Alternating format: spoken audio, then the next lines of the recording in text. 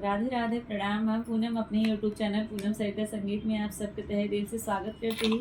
आज बहुत सुंदर देवी गीत लेकर आई, आप सब सुने, कैसे लगा कमेंट में जरूर बताइए। खूब सारा प्यार और आशीर्वाद बनाए रखिए। हे मैया बसलू तू कवने नगरिया, हे मैया बसलू तू कवने नगरिया, हे मैया बसलू तू कवने नगरिया, हे मैया बसलू तू कवने नगरिया।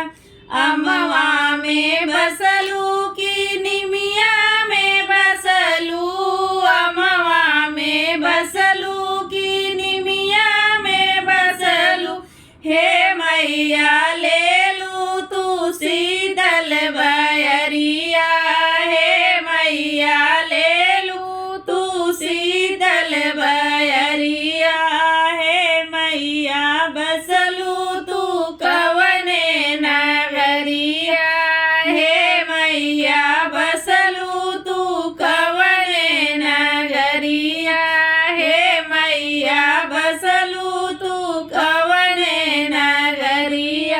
गंगा में बसलू की जमुना में बसलू, गंगा में बसलू की जमुना में बसलू, हे मैया भरी भरी नहाऊ डगरिया, हे मैया भरी भरी नहाऊ डगरिया, हे मैया बसलू तू कवने नगरिया, हे मैया बसलू तू कवने नगरिया।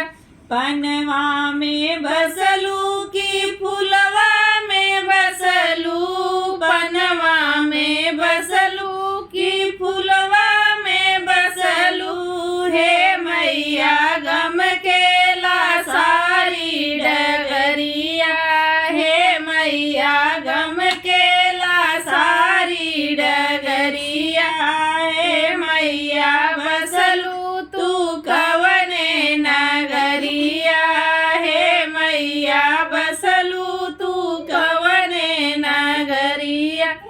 अंबर में बसलू की धरती में बसलू, अंबर में बसलू की धरती में बसलू, हे मैया बसलू तू भगतन के जिगरिया, हे मैया भगतन के बसलू जिगरिया, हे मैया भगतन तू कवने नगरिया, हे मैया बसलू तू कवने नगरिया, हे मैया बसलू तू कवने